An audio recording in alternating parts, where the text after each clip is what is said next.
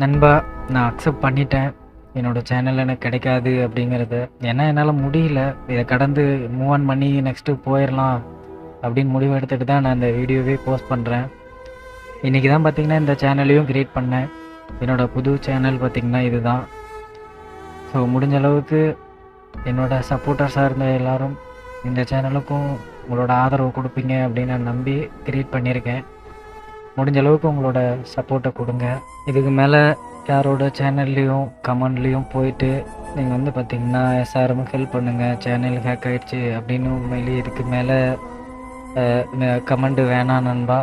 ஏன்னா, இது அடுத்தவங்க ஹெல்ப் பண்ணணும் அப்படிங்கிற ஒரு மைண்ட் தாட் இருந்தாலும், ஒரு கட்டத்துக்கு மேல அவங்களோட வேலைய குறுக்கிட்டு தொந்தரவு பண்ற மாரி இருக்கும்.